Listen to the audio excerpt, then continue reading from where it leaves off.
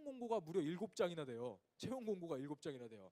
그 끝에 보면 뭐라고 써 있느냐? 정말 조그맣게 인성 검사 결과는 면접 자료에 활용될 수 있음이라고 정말 조그맣게 써 있습니다. 정말입니다. 찾아보십시오. 그런데 우리 메이저 공공기관 공기업, 울산을 기반으로 하는 많은 공공기관 공기업들도요. 채용 공고 잘 보시면요.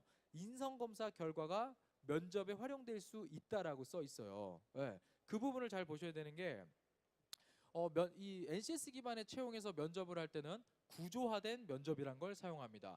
이게 어떤 거냐면 그러니까 사전에 세팅된 질문으로서 면접자한테 질문을 하고 평가를 하는 방식이다라고 이해를 하시면 돼요. 그래서 만약에 인성 검사를 받는데 또는 직업 기초 능력을 시험을 봤는데 이 사람이 판단력이 조금 떨어질 수도 있고요. 리더십이 조금 떨어질 수도 있고요. 협동성이 조금 떨어질 수도 있죠. 자, 그런 걸 점수화하거든요. 그래서 인성검사의 결과와 직업기초 능력의 결과에서 이 사람이 부족한 부분이 이렇게 나와요. 자, 그러면 그 사람을 부족하다고 떨어뜨립니까? 그렇지 않죠. 이 사람이 면접을 보러 오게 된다 그러면 짧은 시간에 이 사람을 어떻게 해야 됩니까? 판단을 해야겠죠. 우리가 면접관도요, 대부분 블라인드 채용을 하기 때문에 누가 누군지 모르고요. 면접장에 와서야 비로소 그 사람의 자기소개서와 사람을 처음으로 만나게 됩니다. 왜냐하면 선입견을 없애기 위해서 그렇게 보통 진행을 하죠. 그런데 이 사람 지금 오늘 처음 봤는데 이 사람이 어떤 사람인지 모르잖아요. 근데 거기다 대고 질문을 막 한다? 답이 없죠. 짧은 시간 안에 사람을 딱 평가를 해야 되기 때문에 인성검사와 직업기초 능력에서 이 사람이 부족하다고 판단되는 부분에서 집중적으로 질문이 들어가게 됩니다. 그래서 예를 들어서 면접을 진행을 하는데요. 기본적인 질문을 합니다.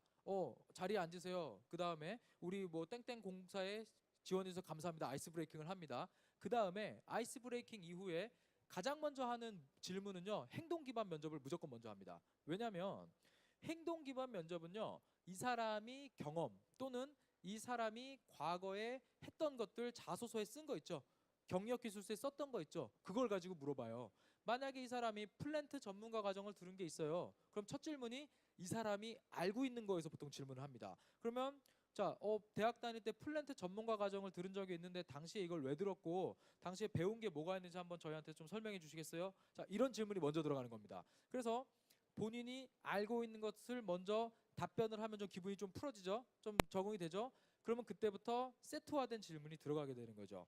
그래서 아까 제가 다시 조금 왔다 갔다 하는데 직업 기초 능력과 인성 검사의 결과에서 만약에 이 사람이 판단력이 부족해요. 만약에 판단력이 부족해. 그러면 면접관들한테 사전에 질문지가 만들어져 가져 있어요.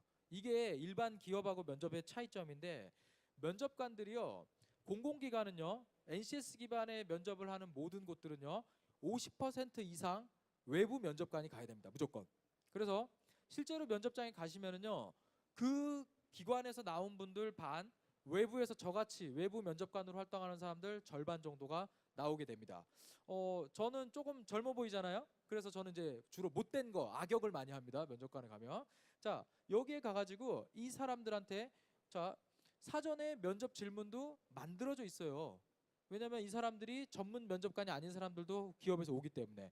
그래서 아까 이 사람이 판단력이 좀 떨어지는 점수가 나왔잖아요. 그러면 판단력 부분에 쫙 가보면요. 이 사람한테 해야 될 질문 리스트가 쫙 있습니다.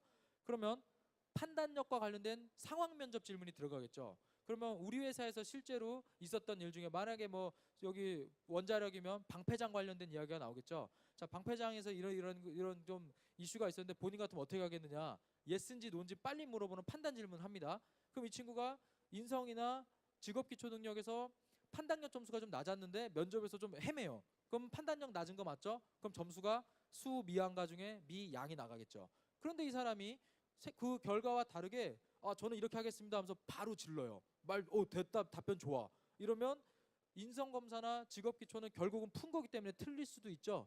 그래서 대답 잘하네. 수나 우 중에 딱 주죠. 이런 식으로 면접이 평가가 진행이 되는 겁니다. 그래서 인성검사와 직업기초 능력은 면접의 실제 자료로 활용될 수 있기 때문에 여러분들이 전체적으로 이거 통과하면 다음 거야 라고 생각하시면 절대로 안 돼요. 한 번 시험을 보게 되면은 면접까지 끝까지 따라가는 거다. 이렇게 이해를 하시는 게 가장 중요한 포인트가 되겠습니다. 그래서